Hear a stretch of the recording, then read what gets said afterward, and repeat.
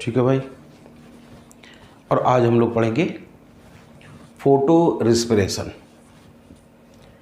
ध्यान करो, कल हमने क्या कहा था कि जो प्लांट थे उनकी लीफ की सेल्स में क्लोरोप्लास्ट बताए थे। क्लोरोप्लास्ट जिसको दो पार्ट में डिवाइड किया था, फ्लूइड मैट्रिक्स पार्ट को स्ट्रोमल पार्ट कहा था, और जो ग्रेना वाला पार्ट था या स्ट्रोमा लेमेली पार्ट था, उनको सबको मिला के मेम्ब्रेनस पार्ट कहा था। और ये कहा था कि चलो यही है मान लो क्लोरोप्लास्ट, ठीक है, डबल मेम्ब्रेन बाउंडेड होता था। थोड़ी सी समरी की जरूरत है, उसी से समझा पाएंगे। तो कल ये कहा था कि इसी दलदल में अर्थात स्ट्रोमा में एक 5 कार्बन वाली शुगर घुली हुई अवस्था में पाई जाती थी, नाम था रिबुलोज 5 फास्फेट। ध्यान करो, जब एटीपी दिया था तो ये रिबुलोज 1,5 डाइफास्फेट में बदल गई थी। CO2 एक्सेप्ट करने के बाद ये किसी और चीज़ में बदल गई थी, नाम था 3-फास्फोग्लिसरिक एसिड। फिर उसको हम लोगों ने बदल दिया था 3-फास्फोग्लिसरल्डिहाइड में, और 3-फास्फोग्लिसरल्डिहाइड के एक मॉलिक्यूल को ऐसे ही रखा रहने दिया था, दूसरे को डाइहाइड्रोक्सी एसीटोन फास्फेट में बदल लिया था। दोनों मिल गए थे, तब जाके कहीं 6 कार्बन वाली शुगर बन गई थी। और जो रिमेनिंग मॉलिक्यूल थे उनको हमने दोबारा इसी में बदल दिया था। इस तरह से ये जो फेज बताई थी, हमने कहा था इसी को CO2 fixation phase, CO2 assimilation phase, CO2 reduction phase, biosynthetic phase of photosynthesis, या फिर हमने इसको कहा था डार्क रिएक्शन। और जिस वैज्ञानिक ने खोजा था उसके आधार पर kelvin Wilson cycle. CO2 accept करने के बाद फर्स्ट प्रोडक्ट 3 कार्बन वाला था, इसलिए इसको C3 साइकिल भी कहा था ना। अच्छा, और इसी सेल में जब हमने ये बनाया था तो कहा था कि एक मॉलिक्यूल बनाने के लिए हमको 6 मॉलिक्यूल कार्बन डाइऑक्साइड चाहिए थी, 12 NADP2H चाहिए थे, और साथ ही साथ हमको चाहिए थे क्या, 18 ATP भी चाहिए थे। ये सब बता चुके थे। तो ये कल कह रहे थे कि CO2 तो डायरेक्ट बाहर से आ गई लीफ के स्टोमेटा से, मगर इनके लिए हमको जाना पड़ता था कहीं और, जिसका नाम बताया था लाइट रिएक्शन। और लाइट रिएक्शन यहाँ तमाम सारी मेम्ब्रेन बनाई थी, अर्थात थैलेकॉइड्स का पूरा ढेर बनाया था। स्टॉक ऑफ थैलेकॉइड को हम लोग ग्रेना कहते थे। एक बड़ा बना के दिखा लिया था। अब उतना डिटेल नहीं बताएंगे आज, थोड़ा सा मदद चाहिए इसकी। ध्यान करो, इसी में हमने क्या कहा था, यहाँ कहीं छोटा भाई और उसके साथी अर्थात लाइट हार्वेस्टिंग कॉम्प्लेक्स सेकंड होता था। हालांकि हम अंदर साइड बनाते हैं, लेकिन ये स्वयं लिपिड वाले पोर्शन में एम्बेडेड रहते हैं, धसे रहते हैं। यहाँ बड़ा भाई और उसके साथी अर्थात लाइट हार्वेस्टिंग कॉम्प्लेक्स फर्स्ट बताया था। फिर जब इसके ऊपर लाइट गिरी थी, सारी लाइट जो है एनर्जी रिएक्शन सेंटर को दे दी थी। रिएक्शन सेंटर से 2 इलेक्ट्रॉन निकले थे, किसी इलेक्ट्रॉन एक्सेप्टर ने एक्सेप्ट किए थे, उसी ने 2 हाइड्रोजन को अंदर की तरफ पंप कर दिया था। ये भी कहा था कि डायरेक्ट नहीं किए जाते, थ्रू कॉम्प्लेक्स किए जाते। फिर यहाँ से दोनों इलेक्ट्रॉन साइटोक्रोम B6F के पास गए थे, वहाँ से ये 2 इलेक्ट्रॉन प्लास्टोसाइनिन के पास गए थे। प्लास्टोसाइनिन रिएक्शन सेंटर फर्स्ट को दे दिए थे। यहाँ से हमने कहा था आयरन सल्फर प्रोटीन फेरिडॉक्सिन के पास गए थे। यहाँ से यही 2 इलेक्ट्रॉन NADP2H रिडक्टेज के पास गए थे। उसने ये दोनों इलेक्ट्रॉन NADP को दे दिए थे, जिससे हमने कहा था महसूस करो ये NADP माइनस माइनस हो गया था, और यहाँ पर खूब सारे प्रोटॉन पड़े रहते हैं, इनके साथ ये रिएक्शन कर लिया था, बन गया था NADP2H बन गया था इसे। चूँकि इसके 2 इलेक्ट्रॉन बाहर निकल गए थे, इसने दैया तौबा मचा दिया था, तो यहाँ इसकी दादी ने कुर्बानी दी थी, और हमने कहा था दादी का नाम था H2O हाइड्रो देवी, जिससे हाफ O2 अलग हो गई थी और प्रोटॉन अलग हो गए थे। जो भी इन प्रोटॉन में से 2 इलेक्ट्रॉन निकले गए वो मैग्नीज आयन और क्लोराइड आयन की मदद से यहाँ पहुँचा दिए गए थे। चूँकि थैलेकॉइड के अंदर बहुत सारे हो गए थे प्रोटॉन कंसंट्रेशन, वो निकल के बाहर भागेंगे। इसी मेम्ब्रेन में कोई प्रोटीन कॉम्प्लेक्स धसा रहता है। इस पार्ट का नाम तो F0 था और इस पार्ट का नाम था F1। पूरे कॉम्प्लेक्स का नाम ऑक्सीसोम बताया था। तो यहाँ से प्रोटॉन निकल के बाहर आते हैं, जिसकी वजह से ये वन पार्टिकल अर्थात ऑक्सीसोम का हेड एक्टिवेट हो जाता था। ये एक एंजाइम का काम करता था, नाम था एटीपी सिंथेटेज। नतीजा यहाँ एडीपी और फॉस्फेट के बीच बॉन्ड बन जाता था एटीपी। कल समझाया था इस तरह से 12 NADP2H और 12 ATP यहाँ से बना लेते हैं। ये जो इलेक्ट्रॉन निकले थे वापस कभी इसके पास नहीं आए थे, इसलिए यहाँ इलेक्ट्रॉन फ्लो को हम लोग क्या कहते थे, नॉन साइक्लिक प्रोसेस। चूँकि ATP बनना फास्फोराइलेशन है, इसलिए पूरा नाम था नॉन साइक्लिक फोटोफास्फोराइलेशन। लेकिन हमको तो 18 ATP चाहिए थे, तो बचे हुए 6 ATP हम यहाँ से ले आते थे। ये क्या बना रहे हैं, स्ट्रोमा लैमेली। यहाँ हमने कहा था स्ट्रोमा लैमेली में कौन सा पिगमेंट सिस्टम नहीं होता था, सेकंड नहीं होता था, फर्स्ट तो होता था ना। तो यहाँ से इलेक्ट्रॉन निकले थे, फिर वही कहानी करते करते प्लास्टोक्विनोन के पास आए, उसने दोनों प्रोटॉन अंदर पंप किए और हमने फिर तुमसे कहा था कहानी, ये फिर इलेक्ट्रॉन वही यहाँ से आगे रिपीट कर दो, किसी दूसरे के पास गए, प्लास्टोसाइनिन के पास गए, यहाँ से फिर वापस आ गए। यहाँ पर भी ऑक्सीसोम होता था, वहाँ से भी ऐसे ही प्रोटॉन बाहर निकलेंगे, तो यहाँ पर भी ATP बन जाता था, ADP और फॉस्फेट मिलकर ना। तो हमने तुमसे कहा यहाँ पर जो ATP बनता था ये साइक्लिक प्रोसेस द्वारा बनता था, साइक्लिक फोटोफॉस्फोराइलेशन द्वारा बनता था, जिससे यहाँ पर पिगमेंट सिस्टम सेकंड ना होने की वजह से फोटोलिसिस ऑफ वाटर नहीं होता था, मतलब इसलिए ऑक्सीजन भी इवॉल्व नहीं होती थी। खैर कुल मिला के ऐसे भोजन बन जाता था। लेकिन बात यह है कि ज़्यादातर जो प्लांट होते हैं, चलो अच्छा एक बना के देख ली, मान लो कोई प्लांट है, ये उसकी लीफ है,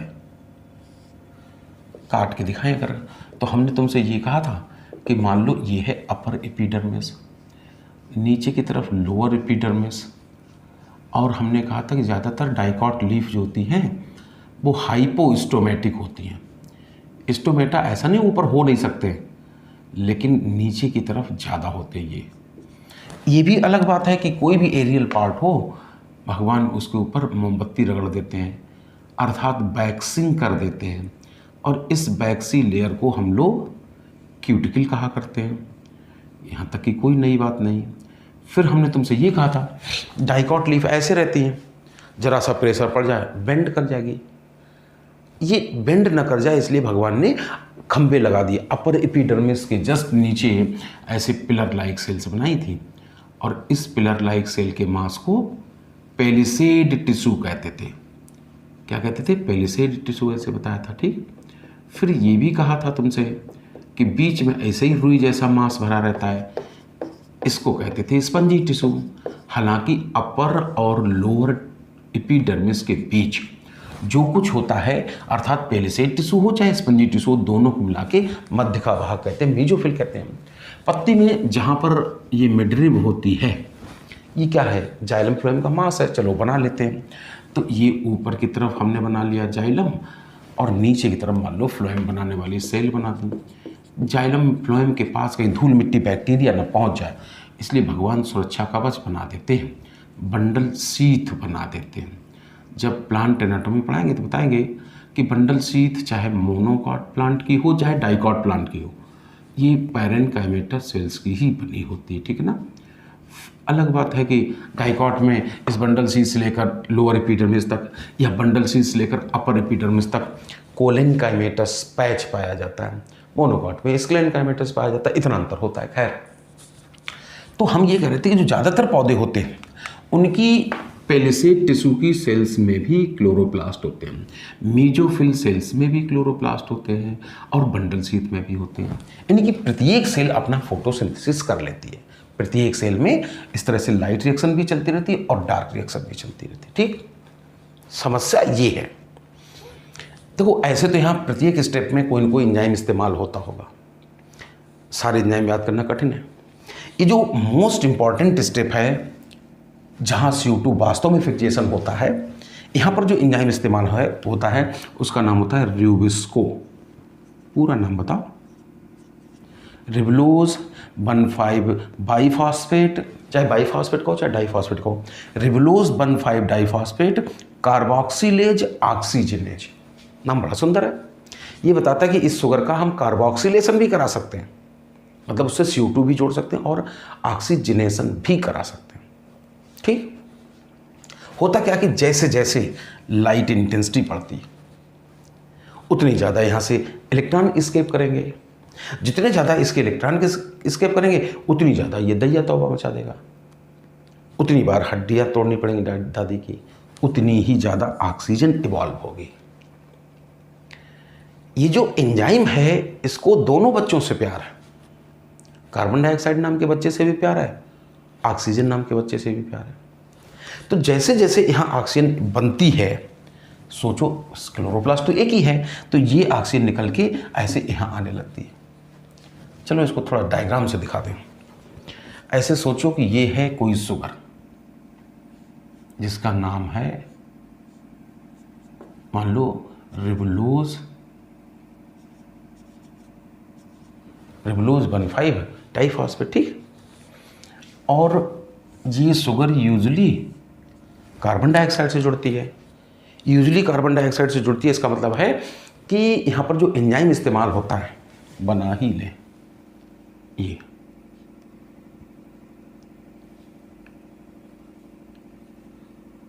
भाई, पता है ना एंजाइम लॉक एंड की मॉडल के अनुसार काम करते हैं।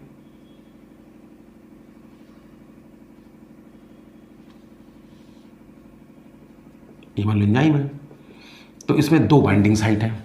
यहाँ पर तो ये शुगर बाइंड करती है, मगर दूसरी जो बाइंडिंग साइट है इससे यूजुअली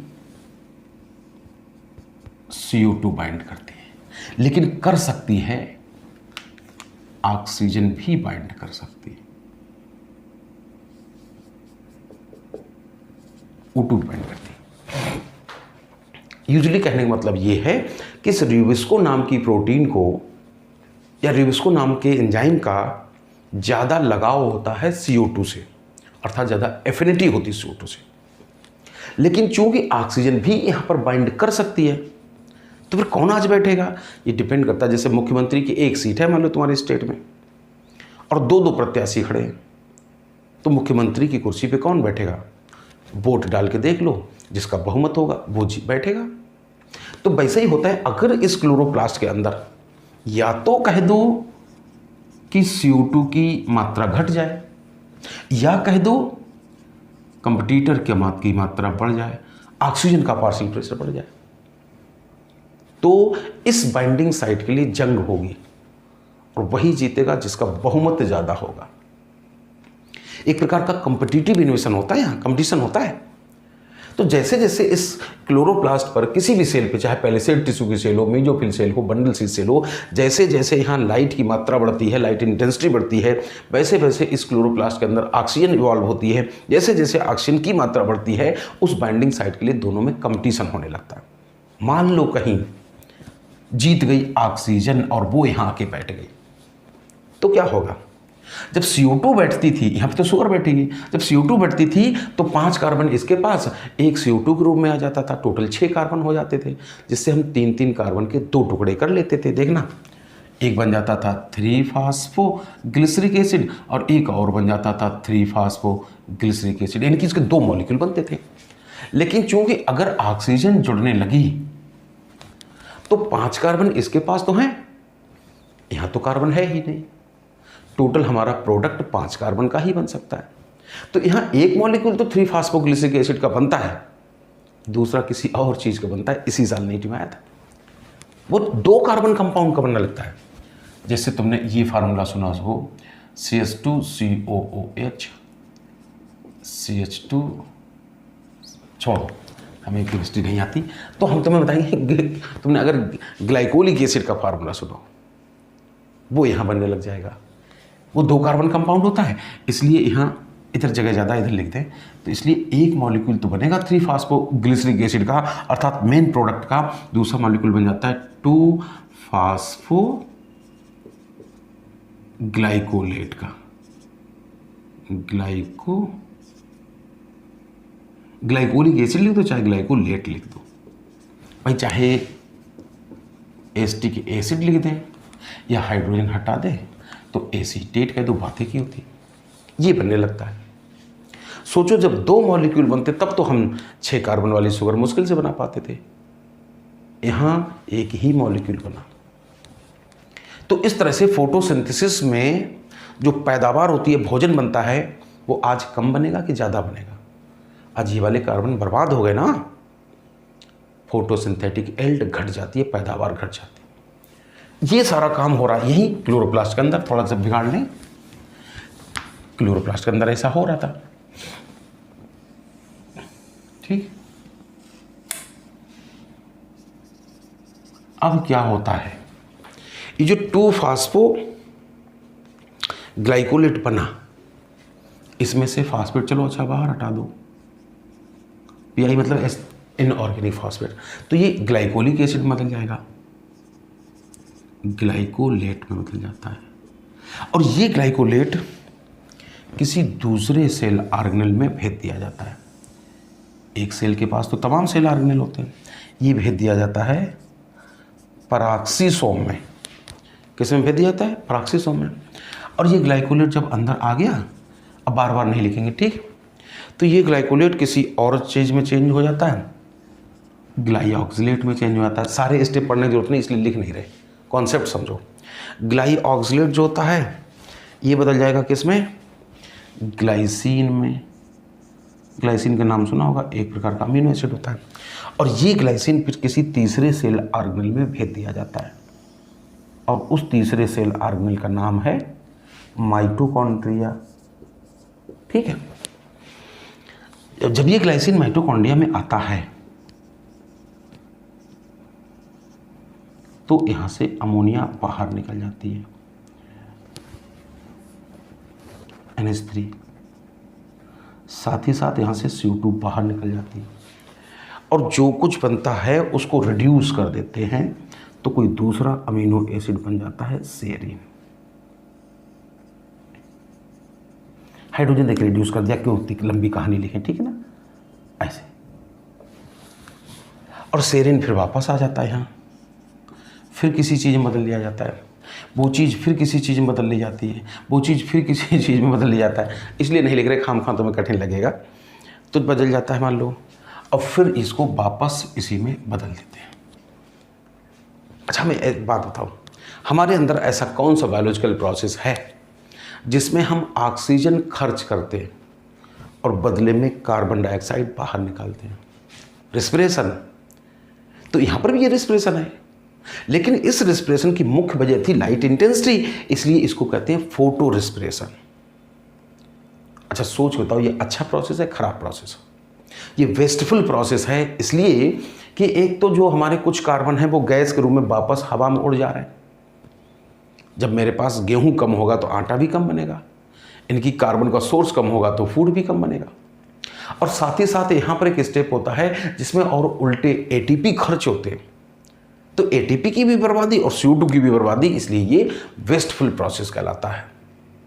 पता, अब तो बंद हो गया, वरना 2 साल पहले जिपमर में इसका दूसरा नाम पूछा गया था कि इसका दूसरा नाम क्या है। अपने मॉड्यूल में देखा, स्पष्ट लिखा है, बारवर्ग इफेक्ट कहते हैं। तो ये है फोटो रिस्पिरेशन, एक वेस्टफुल प्रोसेस, व्यर्थ का प्रोसेस होता है, ठीक है ना। क्या करें? अच्छा, तो तुम सोच के हमें बताओ।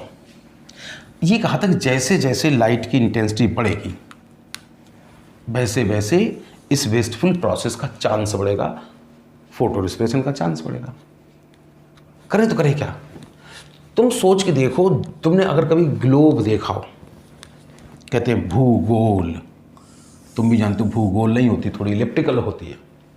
भू माने धरा, पृथ्वी, गोल माने गोल, और ऊपर मान लो ठहरा नॉर्थ पोल, नीचे पर ठहरा साउथ पोल, बीच में रेखा भूमध्य रेखा अर्थात इक्वेटर होती है। इसी ग्लोब के 27 डिग्री ऊपर से अगर जाए या नीचे को जाए, यहाँ से लाइन खींची जाए, तो ये जो रीजन होता है ये ट्रॉपिकल रीजन कहलाता है। और यहाँ पर सूर्य की प्रकाश बिल्कुल सीधा पड़ता है, इसलिए कहा जाता है ट्रॉपिकल रीजन में हाई टेम्परेचर, हाई रेनफॉल होता है। तो मेरा मतलब ये है कि जो यहाँ पौधे उगे हैं उनके साथ तो अक्सर ये समस्या आ जाती होगी। भाई अपने यहाँ जो पौधे हैं, हम लोग टेम्परेट रीजन में आते हैं, तो यहाँ तो चलो सुबह मान लो 6 बजे लाइट कम है, 7 बजे, 8 बजे, 9 बजे, 10 बजे धीरे धीरे लाइट इंटेंसिटी बढ़ रही। हो सकता है 2 बजे के आसपास बहुत लाइट हो तो फोटो रेस्पिरेशन होना शुरू होता हो। लेकिन जो ट्रॉपिकल रीजन के पौधे होते हैं, यहाँ तो सुबह होते ही बड़े भयानक धूप पड़ने लगती होगी, तुरंत इनमें फोटो रेस्पिरेशन शुरू हो जाता होगा। और फोटो रेस्पिरेशन अगर शुरू हो जाए तो भोजन कम बन पाएगा, पैदावार घट जाएगी, पौधा तो मर जाएगा बेचारा भूख के मारे। तो क्या करें? तो हम तुमसे बताते हैं कि आवश्यकता ही आविष्कार की जननी है। इन पौधों को, ट्रॉपिकल रीजन के प्लांट्स को अक्सर लाइट इंटेंसिटी का, हाई लाइट इंटेंसिटी का सामना करना पड़ता था। तो ये सोचे मेरा गुजारा ऐसे नहीं चलना है, हमको जरूर कोई जुगाड़ बनानी पड़ेगी। इन्होंने सोचा कि अगर कहीं ऐसा हो जाए, ये डार्क रिएक्शन अलग हो, लाइट रिएक्शन अलग हो, इनके बीच में अगर दीवार खड़ी कर दी जाए जी, जिससे अगर लाइट ऑक्सीजन बनती भी है तो वो ऑक्सीजन यहीं से बाहर निकल जाए फुर्र से, इस एंजाइम के पास पहुंचे ही ना। और जब इस एंजाइम के पास पहुंचेगी नहीं तो O2 और CO2 में कंपटीशन नहीं होगा, नतीजा लगातार इधर डार्क रिएक्शन चलती रहेगी, है कि नहीं, और यहाँ लाइट रिएक्शन चलती रहेगी, कोई फोटो रेस्पिरेशन नहीं होगा, नुकसान नहीं होगा। तो उन्होंने यही सोचा कि दोनों काम अलग अलग कमरे में कराए जाए। इसलिए इन्होंने क्या किया, इसको थोड़ा बिगाड़ लें कि पूरी इन्होंने बहुत सारे एडाप्टेशन कर लिए, बहुत सारे अनुकूलन कर लिए। क्या अनुकूलन किया देखो जरा, इन्होंने पूरी अपनी जो लीफ थी उसकी एनाटॉमी में परिवर्तन कर लिया, आंतरिक संरचना में परिवर्तन कर लिया। क्या परिवर्तन किया? ये भाई पूछा जाएगा कि फोटो रेस्पिरेशन में कितने कौन कौन से सेल ऑर्गेनेल इन्वॉल्व होते हैं, तो तीनों हैं, क्लोरोप्लास्ट, पेरोक्सिसोम और माइटोकॉन्ड्रिया। हाँ, ये कह रहे थे इन पौधों ने क्या कर लिया कि जैसे ये तो सामान्य प्लांट थे, C3 प्लांट थे, जो ट्रॉपिकल रीजन के पौधे थे, इनकी अगर एक लीफ काट के दिखाएं तो इन्होंने क्या कर लिया, ये मतलब अपर और लोअर एपिडर्मिस है, बनाएं या ना बनाएं ऐसे। अच्छा, जैसे मान लो हम ही हैं, या तुमने किसी नेता को देखा हो, जब वो पब्लिक के बीच से गुजरता है तो उसके बॉडीगार्ड उसको चारों तरफ से घेर लेते हैं, जिससे कहीं से भी साइड से गोली आए तो नेताजी को ना लगे, बॉडीगार्ड कैसे लगे। वैसे ही हमको तुम समझो कि अगर तुम चाहते हो सर को धूप ना लग जाए तो क्या करो, सारे लोग हमारे चारों तरफ घेरा बना लो, तो धूप तुम्हारे ऊपर गिरेगी, हम बच जाएंगे। यही कर लिया इन पौधों ने। इन प्लांट ने क्या किया कि जैसे मान लो ये है बंडल सीड, ठीक है, अभी तो बनाया था, ऊपर की तरफ जाइलम बनाते हैं, स्पेशली सबसे ऊपर प्रोटोजाइलम छोटा वाला, नीचे फ्लोएम बनाया था। क्या किया इन्होंने, अनुकूलन कर लिया, एडाप्टेशन कर लिया। एक तो ये एडाप्टेशन किया कि बहुत सी सेल्स ऐसे, ये मान लो सब स्पंजी टिश्यू है, यहां से यहां तक मीजोफिल तो है ही, लेकिन स्पंजी टिश्यू बनाए मान लो। क्या किया, बहुत सी सेल्स इस बंडल शीथ के चारों तरफ रिंग के रूप में अरेंज हो गई, जिससे धूप ना अंदर आए। थोड़ी बड़ी बड़ी बना दें जिससे स्पष्ट दिखाई दे ऐसे। एक तो ये परिवर्तन हो गया।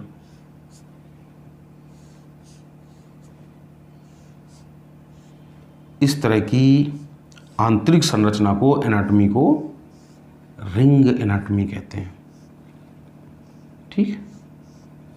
ये एडाप्टेशन कर लिया। एक बात, साथ ही साथ ये जो सेल्स बनाई हैं, इनकी सेल वॉल थिक कर ली इन्होंने, इतनी मोटी कर ली जैसे हम लोग मकान बनवाते वो दीवार हो और चीन की दीवार हो। चीन की दीवार में क्या खास आता है, दुश्मन तोड़ते हुए एक तरफ से दूसरी तरफ नहीं जा सकता है। तो इस तरह से इन्होंने अपनी सेल वॉल भी थिक कर ली, जिससे ये ऑक्सीजन के लिए अभेदी बन जाए, इम्परवियस बन जाए। और मान लो बाहर ये है मेजोफिल सेल, ठीक है। तो इन्होंने सोचा कि क्यों ना हम, देखो भाई, धूप इधर से आएगी, लीफ के ऊपर ही धूप पड़ेगी, तो ये जो सेल्स हैं मेजोफिल सेल, इनको लाइट का पहले सामना करना पड़ेगा। लाइट अंदर आसानी से पहुंचेगी नहीं। ठीक है, हालांकि किताब में जो डायग्राम दिया है और मेरी सोच में थोड़ा अंतर है।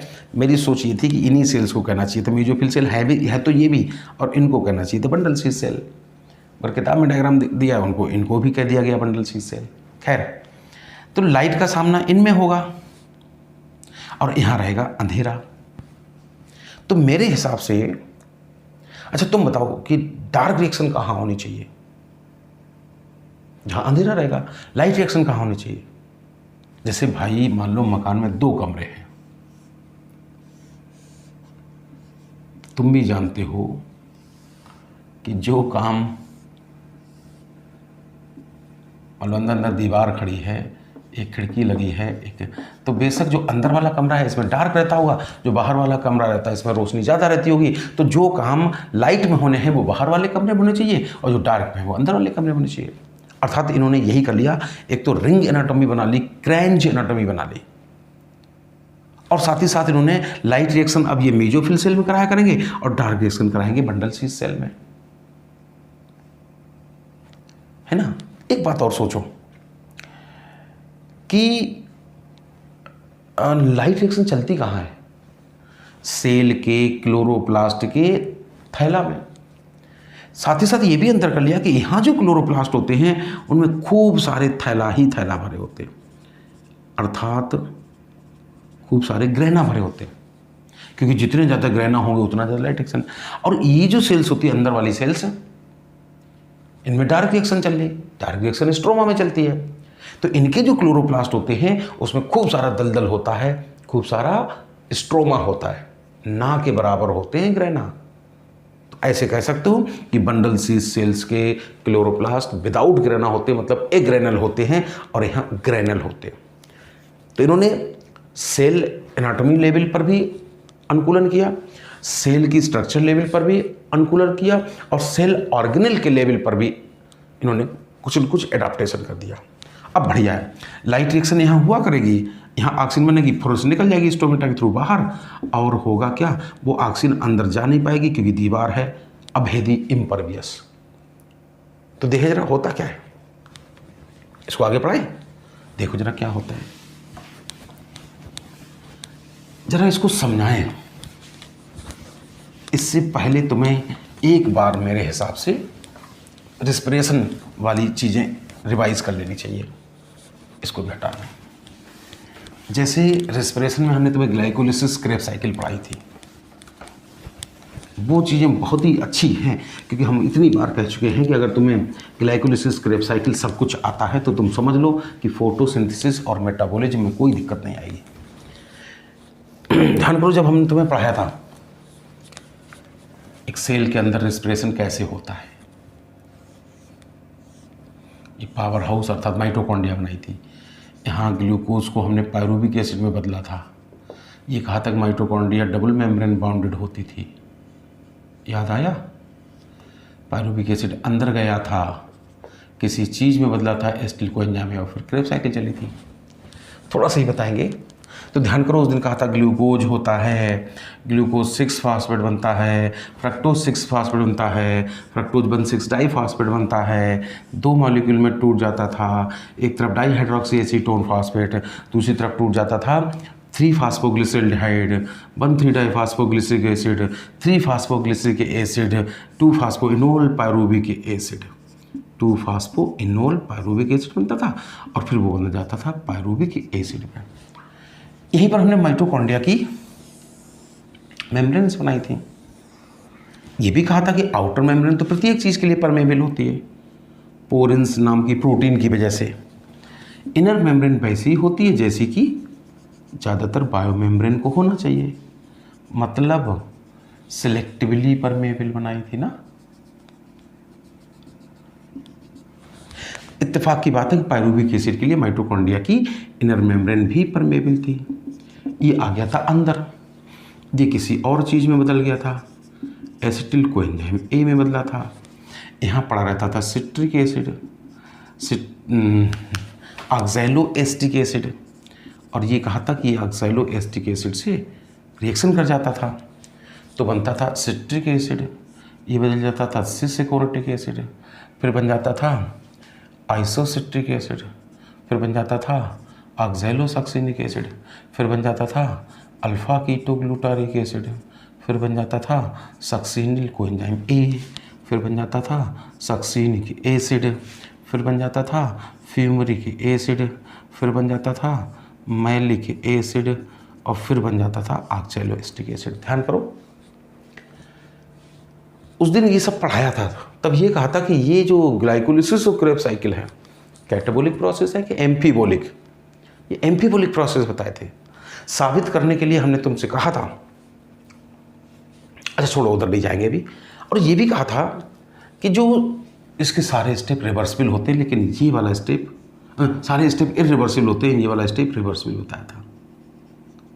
ऐसे ना, यही प्रिय बताया था। ओ के बनने में ओ होता है मतलब ऑक्सीडेशन होता है, मतलब हाइड्रोजन निकलते हैं। यहाँ पर ऐसे बताया था NAD नाम का ट्रक जाता था, NAD2H बन के निकल आता था। ऐसा कई जगह बताया था, लेकिन अभी हम यही बात करें। ये जो माइटोकॉन्ड्रिया की इनर मेम्ब्रेन है, ये कहा था कि पायरुविक एसिड के लिए परमेबल तो है ही, मैलिक एसिड के लिए भी परमेबल है। तभी ध्यान करो, हमने कहा था किसी फैटी एसिड से अगर कोई कहे ग्लूकोज बना के दिखाओ, तो उस दिन ये कहा था कि सबसे पहले तो हम बीटा ऑक्सीडेशन करेंगे, जिसके फलस्वरूप कोई भी फैटी एसिड हो सदा एसिटिल कोएंजाइम ए में ही बदलता है। फिर हमने क्या कहा था, इस एसिटिल कोएंजाइम को, क्योंकि ये स्टेप है इरिवर्सिबल, तो हम एसिटिल कोएंजाइम से डायरेक्ट इधर नहीं जा सकते, यहाँ रास्ता रुकावट लिखे थे, तो हम पहले इधर जाएंगे, इधर जाएंगे, इधर जाएंगे, इधर जाएंगे। और फिर कहा था चूंकि मैलिक एसिड के लिए भी माइटोकॉन्ड्रिया की दीवार परमेबल है, तो मैलिक एसिड को बाहर निकाला था।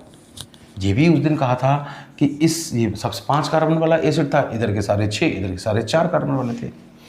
मैलिक एसिड जब माइटोकॉन्ड्रिया से बाहर आया तो इसको उसी चीज़ में बदल लिया था जिसमें इसको बदलना चाहिए था, अर्थात ऑक्सैलोएस्टिक एसिड में।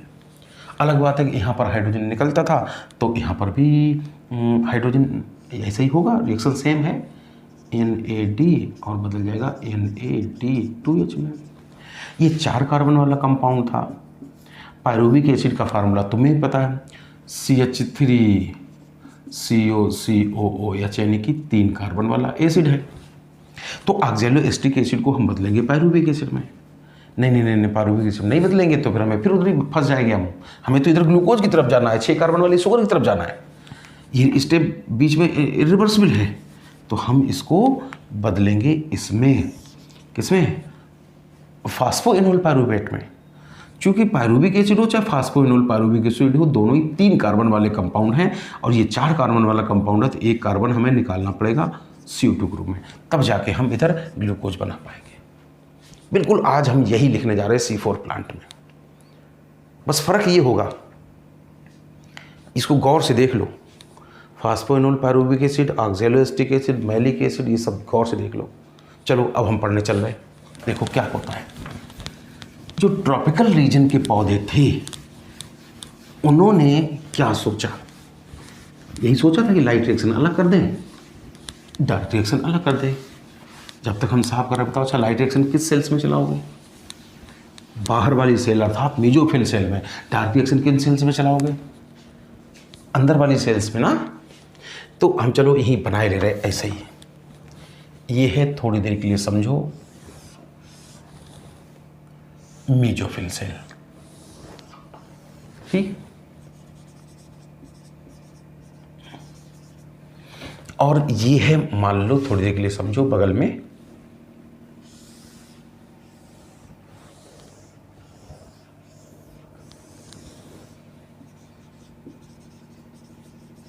Bundle sheath sales. अब देखो हम सेल बनाएं, फिर उसके अंदर क्लोरोप्लास्ट बनाएं, जगह कम पड़ जाएगी। तो चाहे इसको, है तो वास्तव में ये मेसोफिल सेल, लेकिन इसी को हम लोग क्लोरोप्लास्ट की तरह ट्रीट कर रहे हैं, ठीक है ना, इसी को मान ले रहे हैं क्लोरोप्लास्ट। ऐसे ये बंडल शीथ सेल है, लेकिन इसको बंडल शीथ सेल का डायरेक्ट क्लोरोप्लास्ट मान लेते ताकि स्पेस मिल जाए। और बंडल शीथ सेल में खूब सारा दलदल भरा होगा, स्ट्रोमा भरा होगा, ठीक। इस स्ट्रोमा में भी एक 5 कार्बन वाली शुगर पाई जाती है, रिबुलोज बाइफॉस्फेट शुगर पाई जाती है। समस्या, और ये भी यहाँ पर इसी तरह उसमें बदल जाएगी, रिबुलोज 1,5 किस में बदल जाएगी, 3-फॉस्फोग्लिसरिक एसिड के 2 मॉलिक्यूल में बदल जाएगी, और 3-फॉस्फोग्लिसरिक एसिड को हम ऐसे 3-फॉस्फोग्लिसरल्डिहाइड में बदल लेंगे, जिनको मिला के हम आगे 6 कार्बन वाली शुगर बना सकते हैं। बचे हुए मॉलिक्यूल को रीजनरेट कर देंगे। तो कुल मिला के हम ये बताना चाहते हैं कि यहाँ पर C3H साइकिल चल सकती है, क्योंकि यहाँ पर भी एक एंजाइम होता है रिविस्को। ठीक, मगर बात ये है कि 6 मॉलिक्यूल वाली शुगर बनाने के लिए हमको ज़रूरत थी किसकी? 6 मोल CO2 की, जो कि यहाँ है नहीं। भाई CO2 सोच के देखो, यही तो लीफ थी, इमालोबंडल से सेल थी, एपिडर्मिस सब नहीं बनाएंगे क्योंकि जगह कम है, ऐसे मान लेना। चाहे लाइट की बात करें और स्टोमेटा भी तो होते हैं एपिडर्मिस में, चाहे CO2 की बात करें, दोनों का सामना पहले होगा बंडल सील्स मीजोफिल सेल से। हाँ, पहले इसको बता दें तो यहां पर हमें इतनी चीजें चाहिए थी, 12 NADP2H और 18 ATP चाहिए थे। अगर इतना रॉ मटेरियल है तो हम ग्लूकोज बना सकते थे। बात यह है कि ये सब लाएं कहां से? तो ये जो मीजोफिल सेल है, इनका सामना हो रहा है CO2 से। यही क्या होता है, वो जो अभी बताया था फास्फोइनोल पायरूविक एसिड, अलग बात है, उसका पूरा नाम था 2-फास्फोइनोल पायरूविक एसिड। सेकेंड कार्बन पर फास्फोरस जुड़ा होता है। तो जैसे ही CO2 आई बाहर से, वो इसके साथ बाइंड कर जाएगी, ठीक, इसे चिपक जाएगी। अब जरा ध्यान करो, अभी हमने पढ़ाया था फास्फोइनोल पायरूविक एसिड नीचे हो क्या बनता था? Oxaloacetic acid. कितने कार्बन वाला कंपाउंड था? 4 कार्बन वाला। लेकिन समस्या ये थी कि ऑक्सैलोएसिटिक एसिड के लिए माइटोकॉन्ड्रिया की इनर मेम्ब्रेन इम्परमिएबल है। किसके लिए परमिएबल थी? मैलिक एसिड में। तो हम इसको बदल लेंगे मैलिक एसिड में। O के बनने में O होता है। जब क्रेब्स साइकिल पढ़ाई थी तो मैलिक एसिड से ऑक्सैलोएसिटिक एसिड बनाते थे तो हाइड्रोजन निकलता था, आज देना पड़ेगा।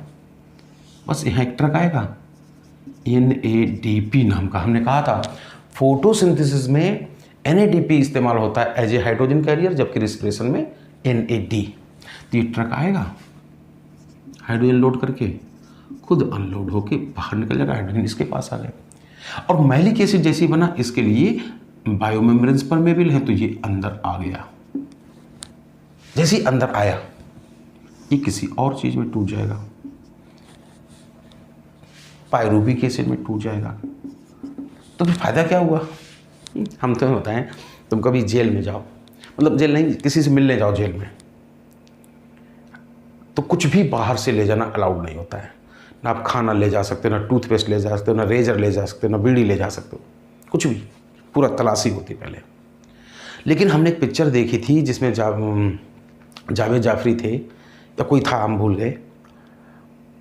तो वो जेल में जैसे दूध देने जाते थे, जेलर जान समझता था दूध देने जा रहा, लेकिन हमने देखा वो जैकेट पहनते थे, कहीं टूथपेस्ट अंदर छुपाए हैं, किसी पॉकेट में जो है ब्रश छुपाए हैं, किसी में रेजर छुपाए हैं, किसी में बीड़ी छुपाए हैं। तो हाथों में तो सबको लगता दूध देने जा रहा, लेकिन बाहर से जेल के अंदर सारा सामान पहुंच जाता था।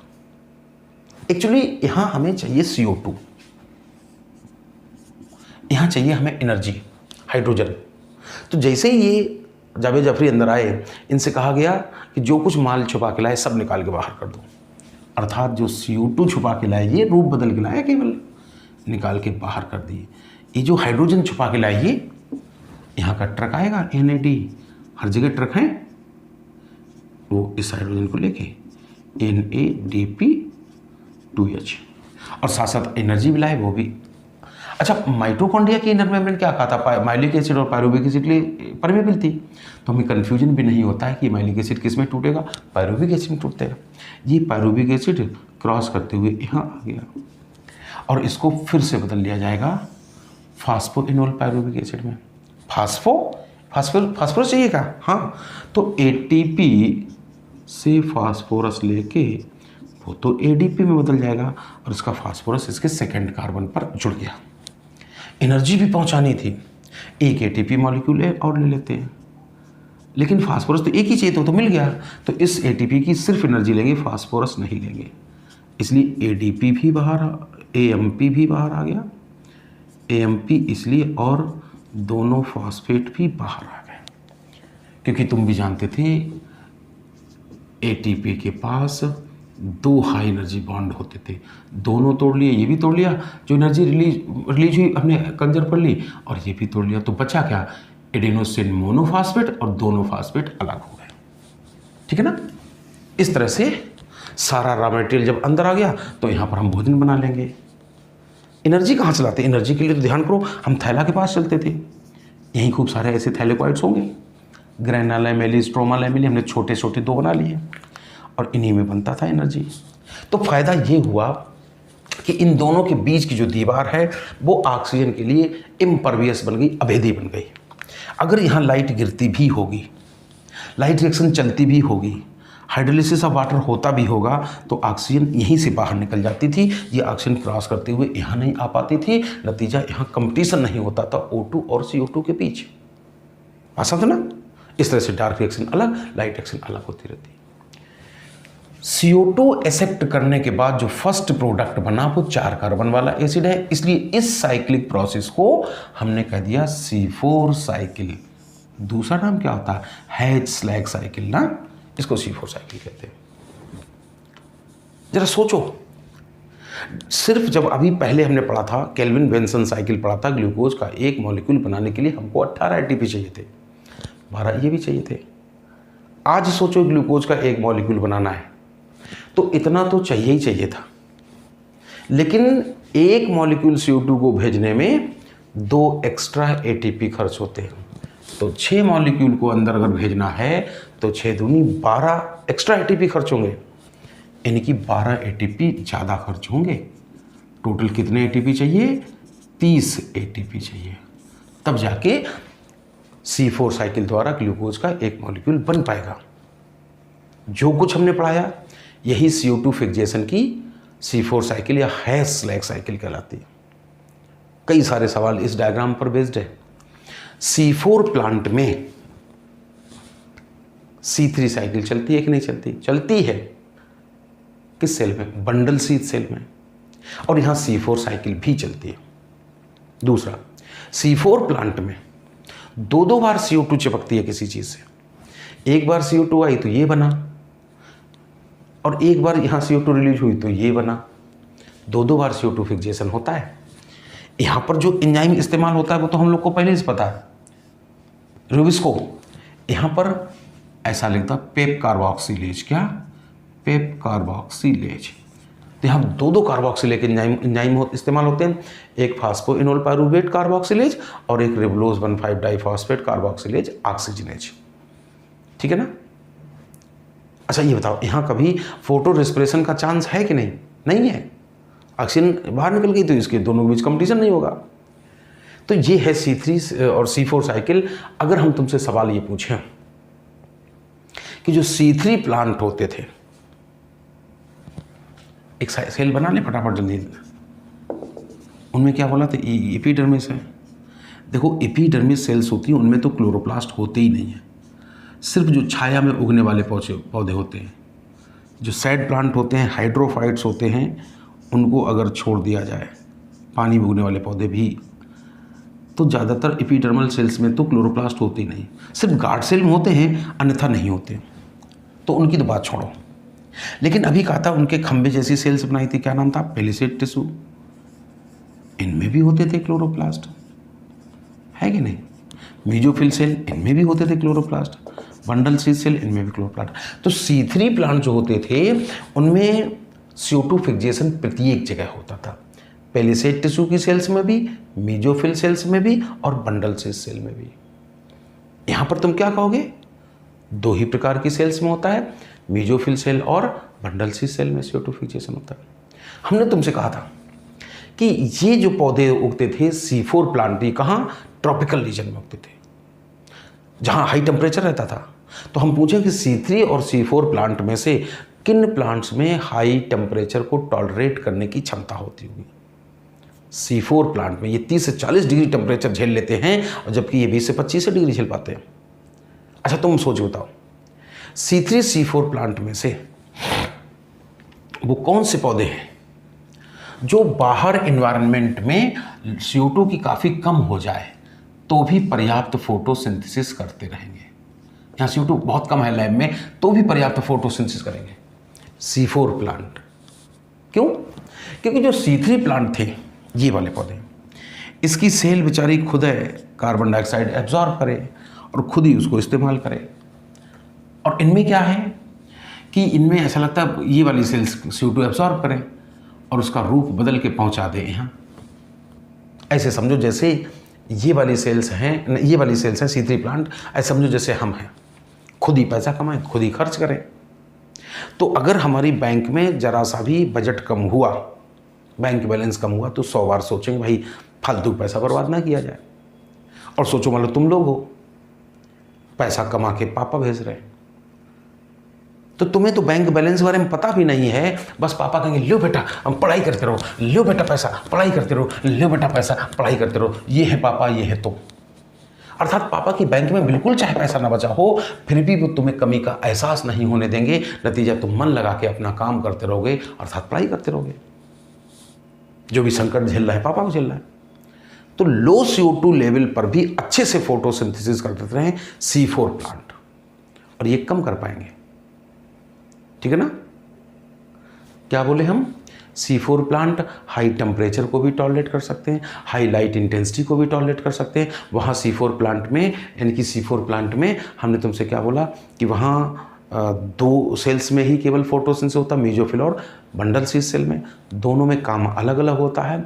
और हमने कहा था यहाँ फोटो रेस्पिरेशन का चांस नहीं है, ना के बराबर है, नेग्लिजिबल है लाइट इंटेंसिटी बढ़ने पर भी, इसलिए खूब फोटोसिंथेसिस करते रहते हैं। ये हाई टेम्परेचर 30 से 40 डिग्री टेम्परेचर टॉलरेट कर लेते हैं, समझ पा ना? लो CO2 लेवल पर भी बेस्ट फोटोसिंथेसिस करते रहेंगे, इसलिए तो बेटर फोटोसिंथेसाइजर कहलाते ना C4 प्लांट। इस तरह से हमने बताया। पता तुम्हें C4 प्लांट जो होते हैं, किसी एग्जाम्पल पता तुम्हें? जैसे शुगर केन, मेज, सोरघम, और मजे की बात है ये सारे के सारे मोनोकॉट हैं। तो क्या बोले हम कि C4 प्लांट मोनोकॉट प्लांट होते हैं? नहीं, ऐसा नहीं है। ट्रॉपिकल रीजन में दोनों प्रकार के पौधे होते होंगे, लेकिन जब हम तुम्हें प्लांट किंगडम पढ़ाएंगे तो हम तुम्हें पहला बताएंगे डिवीजन थैलोफाइटा, दूसरा बताएंगे ब्रायोफाइटा, तीसरा पढ़ाएंगे टेरिडोफाइटा, चौथा पढ़ाएंगे मान लो जिम्नोस्पर्मा, पांचवा पढ़ाएंगे एंजियोस्पर्मा। और एंजियोस्पर्मा में भी हम तुम्हें पहले पढ़ाएंगे डाइकॉट प्लांट, फिर पढ़ाएंगे मोनोकॉट प्लांट। तो एवोल्यूशन की दृष्टि से ऐसा लगता है कि जैसे जैसे हम थैलोफाइटा से इधर की तरफ आते हैं, ये पौधे और विकसित होते चले जा रहे हैं, इवॉल्व होते चले जा रहे हैं। इसलिए पूछा जाता मोस्ट इवॉल्व फैमिली कौन सी होती है? ग्रेमिनी, अर्थात मोनोकॉट फैमिली। डाइकॉट में सबसे ज़्यादा डेवलप्ड फैमिली कंपोजिटी मानी जाती है, लेकिन डाइकॉट शब्द ना कहा जाए, सिर्फ ये पूछा जाए कि सारे एंजियोस्पर्म में मोस्ट डेवलप्ड फैमिली कौन सी है, तो मोनोकॉट का नंबर आता है, ग्रेमिनी फैमिली ना। और हम तो बताएं एडाप्टेशन करने की क्षमता हमेशा नेक्स्ट नई जनरेशन में ज़्यादा होती है। जैसे हमने देखा है गजनी पिक्चर आई, तो उसमें क्या है, सलमान खान के सिर में ऐसा लगा था चोट लग गई, वो पूरा रोड मैप बना था। गजनी पिक्चर देखी, लड़कों ने भी बाल छोटे करा के रोड मैप बनवा लिया। तो ये जो पिक्चर के अनुसार अपने बाल वैसे ही कटवा लेते हैं। सड़क पिक्चर आई थी हमारे ज़माने में, उसमें संजय दत्त के कंधे तक बाल थे, लड़के लंबे लंबे बाल रखने लगे। तो ये जो बाल जैसी पिक्चर वैसे बाल, ये तुम्हारे पिताजी ने किया था कि दादाजी ने? तुमने किया था, अर्थात नई जनरेशन किया था। तो डाइकॉट जो C4 प्लांट हैं, ये दोनों हो सकते हैं, मोनोकॉट भी हो सकते हैं, डाइकॉट भी हो सकते हैं। अलग बात है कि अभी तक ज़्यादातर जो C4 प्लांट खोजे गए वो मोनोकॉट है, ऐसा नहीं है डाइकॉट नहीं हो सकते। एक पौधा होता है एमरैंथस, वो तो डाइकॉट है, उसने भी क्रेंजन एटॉमी कर ली। पास होते ना। इस तरह से कहानी खत्म हुई C3C4 प्लांट की। जैसे हम तुमसे ऐसे ही चलो अच्छा पूछें, जो C3 प्लांट होते थे उनमें हमें बताना कितने CO2 चाहिए थी? 6 मोल चाहिए थी। कितनी उनमें NADP चाहिए थे? 12 चाहिए थे। कितने ATP चाहिए थे? 18 चाहिए थे। कोई पूछे इन तीनों में क्या अनुपात है? 6 से डिवाइड कर दो, ऐसा लगता है 1:2:3 का अनुपात है ना। ऐसी वहाँ भी बता सकते हैं। ये कहानी खत्म हुई C3 और C4 प्लांट की। हम तुम्हें 2 तरह से CO2 फिक्सेशन बता चुके थे। C3 साइकिल पिछले लेक्चर में, C4 आज बता चुके हैं। अब जरा देखो एक और नई बात है। आज हम पढ़ाने जा रहे हैं तीसरे प्रकार का CO2 फिक्सेशन, जिसको कहते हैं कैम। पूरा नाम बताओ भाई। क्रैसुलेशियन एसिड मेटाबॉलिज्म। क्या होता है जरा इसमें देखो। देखो राज की बात बताएं। देखो तुम जानते हो कि अपने यहाँ तो उत्तर प्रदेश में तो मीजोफिटिक कंडीशन होती है, मतलब पानी ना ज़्यादा कम है ना बहुत ज़्यादा है। जब बहुत पानी होता है वहाँ हाइड्रोफिटिक कंडीशन कहलाती है। अपने यहाँ यूपी में मीजोफिटिक कंडीशन है, लेकिन रेगिस्तान में चले जाओ पानी की महा कमी होती है, अर्थात जीरोफिटिक कंडीशन होती है। अब सोचो ये रेगिस्तान का है, मान लो कोई प्लांट उगा है ना, और मई जून की गर्मियाँ आ गई।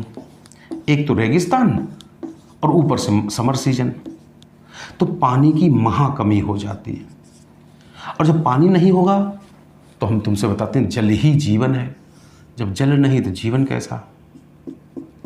तो जो जीरोफिटिक प्लांट होते हैं ये अपने अंदर बहुत सारे अनुकूलन कर लेते हैं, एडाप्टेशन कर लेते हैं। क्या?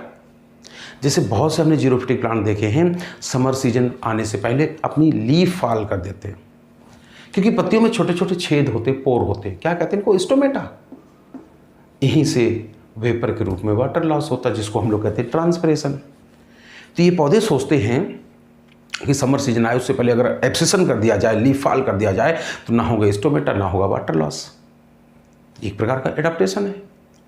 अच्छा, बहुत से पौधे हमने क्या देखा कि अगर एब्सेशन नहीं करते हैं तो अपने ये स्टोमेटा ही बंद कर लेते हैं या अंदर धसा लेते हैं। अंदर धसे स्टोमेटा को संकन टाइप स्टोमेटा कहते हैं। अंदर धस जाए तो वाटर लॉस कम होगा। या कुछ पौधे स्टोमेटा बंद कर लेते हैं, क्लोज कर लेते हैं। कुछ पौधे क्या करते हैं, अपनी बॉडी में म्यूकस स्टोर कर लेते हैं। कभी अजमाना, एक तरफ पानी फैला देना, एक तरफ थूक देना, पंखा चलाना, देखना पहले कौन सूखेगा, पानी सूखेगा, थूक नहीं सूखेगा, क्योंकि इसमें म्यूकस होता है। इसका मतलब है म्यूकस में वाटर होल्डिंग कैपेसिटी होती है। भिंडी को तोड़ देखो कैसी लिबली निकलती ना। कुछ पौधे क्या करते हैं, पत्तियों को कांटे में बदल लेते हैं। सोचते हैं ना होगा सरफेस एरिया, ना होगा स्टोमेटा, ना होगा ट्रांसपिरेशन। तो इस तरह से अलग अलग प्रकार के एडाप्टेशन कर लेते हैं प्लांट। इन्हीं बेसिक प्लांट हैं जो हमने कहा था स्टोमेटा मान लो लीफ फॉल नहीं कर रहे, एब्सेशन नहीं कर रहे, वो क्या करते हैं, धूप जब निकलती है तभी ट्रांसपिरेशन होगा। तो कुछ पौधे ऐसे भी हैं जो क्या करते हैं कि वो सोचते हैं धूप पड़ेगी तो यहाँ से वाटर लॉस होगा, तो वो बेचारे दिन में स्टोमेटा बंद कर लेते हैं। लो, स्टोमेटा क्लोज कर लेते हैं। पता है हम भी तुम्हारी तरह जब छोटे थे सोचते थे जब इतनी टेंशन है प्रभु को कि स्टोमेटा होगा तो वाटर लॉस हो जाए तो बनाई क्यों, मत बनाते।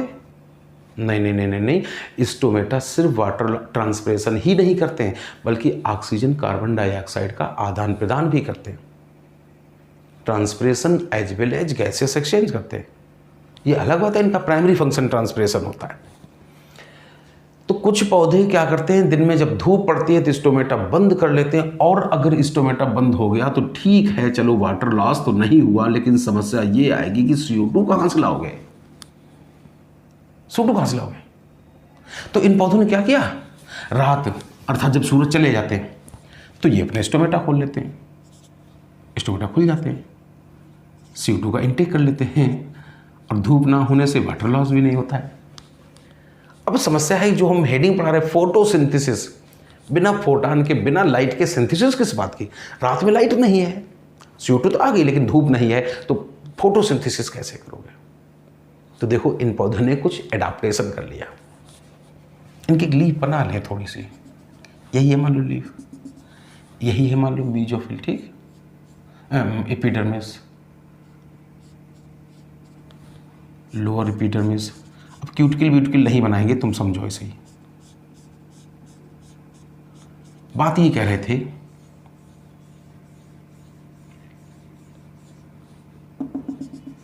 बंडल शीथ सब कुछ है, ये मेजोफिल सेल। तो हम बात ये कह रहे थे कि रात में इधर से CO2 तो चलो आ गई, इंटरसेलुलर स्पेस होते हुए सेल के अंदर भी आ गई, हो सकता है क्लोरोप्लास्ट में भी चली जाए, लेकिन मेन मुद्दे की बात यह है कि रात में लाइट नहीं है, तो ये सेल भोजन कैसे बनाए? इन्होंने एक जुगाड़ कर लिया। क्या जुगाड़ कर लिया? जरा वो अभी जो C4 प्लांट पढ़ाए थे ना, बिल्कुल वैसे ही समझो। जैसे यही है एक मीजोफिल सेल मान लो। अब देखो मीजोफिल सेल बनाए, फिर उसके अंदर क्लोरोप्लास्ट बनाए, तो परेशान हो जाओगे, जगह कम हो जाएगी। तो चाहे इसको मीजोफिल सेल मान लेना और चाहे इसको मीजोफिल सेल का क्लोरोप्लास्ट मान लेना, ठीक। जैसे ही रात हुई, CO2 अंदर आई, तो इसके क्लोरोप्लास्ट ने क्या किया, बाहर से आई CO2 को, बिल्कुल C4 साइकिल जैसा है, फास्फोइनोल पायरुविक एसिड से जोड़ दिया। अब क्या बन गया होगा, ऑक्सैलोएसिटिक एसिड। अब सोचो सेल के अंदर अगर एसिड की मात्रा बढ़ जाएगी तो pH चेंज हो जाएगी। सेल की pH 7.2 नियरली न्यूट्रल होती है, और बहुत ज़्यादा एसिड का प्रोडक्शन हो जाएगा तो मामला बिगड़ जाएगा, क्योंकि एंजाइम pH के प्रति बड़े सेंसिटिव होते हैं, पूरी मेटाबॉलिज्म डिस्टर्ब हो जाएगी। करें तो करें क्या? ये सेल, इसको सेल या कह दिया सेल समझो, चाहे सेल का क्लोरोप्लास्ट में, ये इसको किसी और चीज़ में बदल लेगी। किसमें? मैलिक एसिड में। वही बात, हाइड्रोजन देने के बाद ना NADP2H जाएगा, NADP बाहर आ जाएगा। मैलिक एसिड में ही क्यों बदला हमने? क्योंकि बायोमेम्ब्रेन मैलिक एसिड के लिए परमेबल होती है। और तुम जानते हो ये भी तो एसिड है, तब भी तो pH चेंज हो जाएगी। नहीं नहीं नहीं नहीं, प्रत्येक प्लांट सेल के अंदर एक डस्टबिन होता है जिसमें कूड़ा करकट डाल सकते हो। क्या कहते हैं उस वेस्ट डिपॉजिट बॉक्स को? वैक्यूल। उसकी मेम्ब्रेन को क्या कहते हैं? टोनोप्लास्ट। तो इस तरह से हम इस वेस्ट डिपॉजिट बॉक्स में इस मैलिक एसिड को स्टोर कर लेंगे, ठीक जी। तो रात भर ये यही करता रहता है, CO2 को मैलिक एसिड में बदलकर अपनी वैक्यूल में स्टोर करता रहता है। अब दूसरा दिन हुआ, जैसे ही सूरज भगवान निकले, धूप पड़ी, तो हमें अब फोटोसिंथेसिस करनी है।